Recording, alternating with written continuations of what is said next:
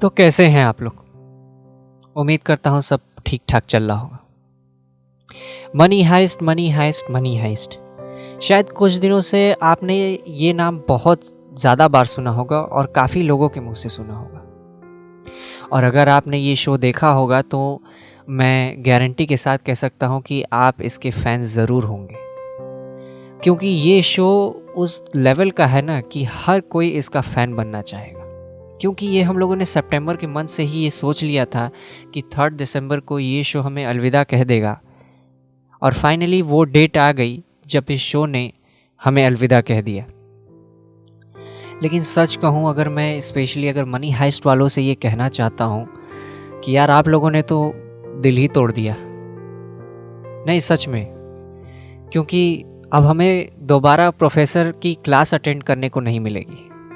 अब हमें दोबारा Denver, Tokyo, Helsinki, Nairobi, Berlin या पलेर्मो या मनी हाइस्ट का कोई भी कैरेक्टर हो गया, हर एक कैरेक्टर हमें शायद अब दोबारा देखने को नहीं मिलेगा, या मनी हाइस्ट जैसा शो हमें दोबारा देखने को नहीं मिलेगा, क्योंकि मनी हाइस्ट है।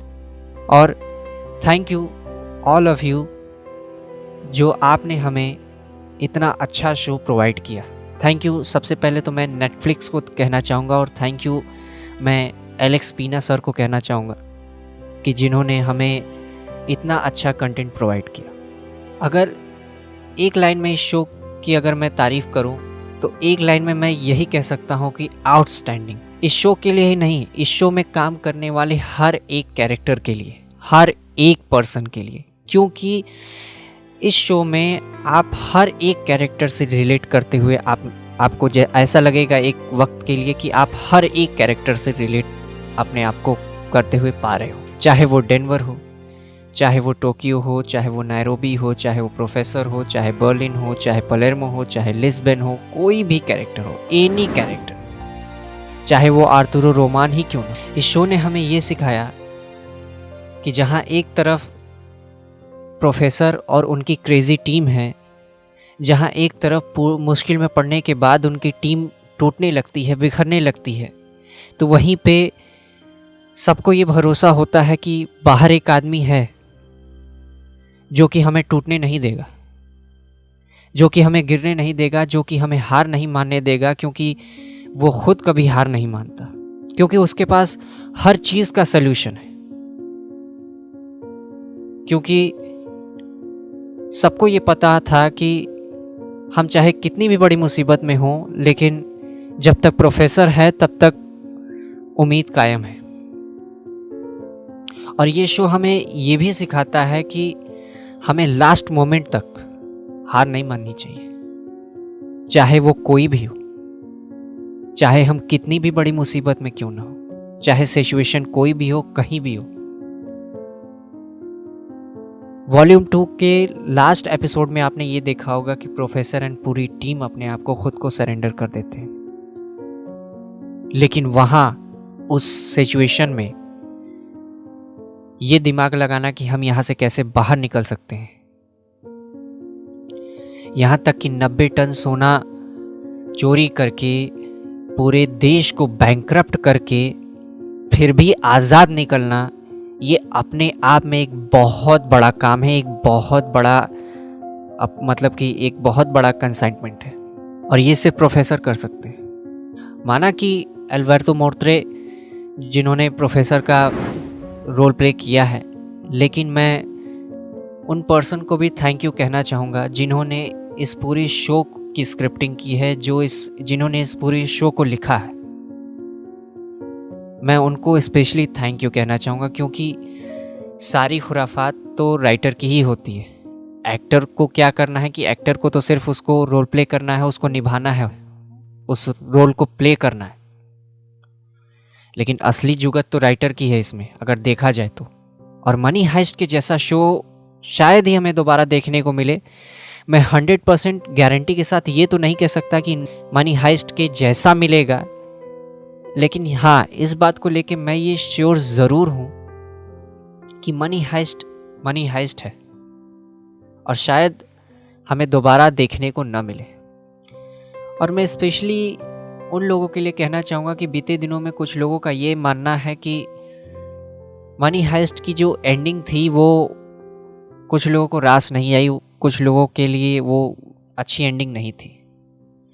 लेकिन मेरा मानना ये है, और एक राइटर के माइंडसेट से आप अगर देखोगे ना, तो मनी हाइस्ट की एंडिंग मैंने जो एक्सपेक्ट की थी, फाइनली मैंने मतलब कि मेरा ऐसा पहला शो था कि जैसा मैंने एक्सपेक्ट किया था, जैसा मैंने एंडिंग सोचा था, बिल्कुल एंडिंग वैसी ही हुई है और ऐसी ही होनी भी चाहिए थी। आप एक बैंक में चोरी कर रहे हो अपनी पूरी टीम के साथ, अगर आपके पूरे के पूरे साथी मर ही जाए या टीम में से कोई एक दो साथी मर ही जाए, जो कि मरा भी, क्योंकि नायरोबी और टोक्यो जो कि मोस्ट फेवरेट कैरेक्टर्स थे मोस्टली ऑफ द जनता जितनी भी देखने वाली थी, स्पेशली टोक्यो की अगर बात की जाए तो। लेकिन अगर आप चोरी करने जा रहे हो और आपकी आधी टीम मारी जाए और या तो फिर पूरी टीम मारी जाए, तो फिर आपके चोरी करने का मकसद क्या हुआ या मतलब क्या हुआ? आप चोरी करके कौन सा बहुत बड़ा तोप निकाल लोगे? सबसे बड़ा चैलेंजिंग काम तो ये था कि 90 टन सोने के साथ साथ हर एक पर्सन को सही सलामत निकालना। और क्योंकि प्रोफेसर ने ये लास्ट मोमेंट में कहा भी कि अब किसी की भी जान नहीं जाएगी, मैं खुद को और अपनी पूरी टीम को सही सलामत वापस निकालूंगा, और ये अपने आप में एक बहुत बड़ा कमिटमेंट है। और प्रोफेसर ने ऐसा किया भी, और एंडिंग ऐसी ही होनी चाहिए थी।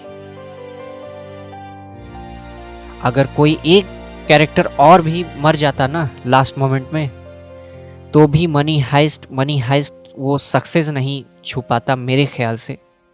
बाकी सबकी अपनी अपनी सोच है, अब सबका अपना अपना नज़रिया है। लेकिन मैं लास्ट में जाते जाते यही कहूँगा कि मैं प्रोफेसर को मिस करता हूँ, मैं टोक्यो को मिस करता हूँ, मैं नायरोबी को मिस करता हूँ, मैं मनी हाइस्ट के हर एक कैरेक्टर को मिस करता हूँ, चाहे वो पलेर्मो हो, बर्लिन हो, चाहे वो लिस्बन हो, चाहे वो रियो हो, चाहे वो स्टॉकहोम हो, डेनवर हो, कोई भी हो, हेलसिंकी, या कर्नल तमायो ही क्यों ना हो, या आर्थुरो रोमान ही क्यों ना हो। स्पेशली अगर आर्थुरो रोमान की बात की जाए तो जो कैरेक्टर उन्होंने प्ले किया है ना, उसके लिए बहुत बड़ा जिगरा चाहिए, उसके लिए बहुत मतलब कि माइंडसेट एकदम तगड़ा चाहिए। क्योंकि आर्थुरो रोमान को सब ये तो देखते हैं कि हाँ मोस्ट हेटेड कैरेक्टर है और सबसे मतलब कि घटिया कैरेक्टर है, कुछ लोगों को ऐसा लग रहा होगा, लेकिन मेरे ख्याल से अगर एक तरीके से देखा जाए तो मेरे नज़रिए से तो वो कैरेक्टर मतलब कि माइंड ब्लोइंग परफॉर्मेंस दी है आर्थुरो रोमान के कैरेक्टर ने। तो मैं यही कहना चाहूँगा कि love you professor, love you Tokyo, love you Nairobi, love you all of this franchise and love you Money Heist. दोस्तों उम्मीद करता हूँ कि ये वीडियो आपको पसंद आई होगी। अगर वीडियो थोड़ा सा भी पसंद आई हो तो please like, comment and share ज़रूर से कर दीजिएगा। साथ ही साथ हमारे फेसबुक और इंस्टा पेज को भी आप जाके फॉलो कर सकते हैं। मैं मिलूँगा आपसे नेक्स्ट वीडियो में। जय हिंद, वंदे मातरम।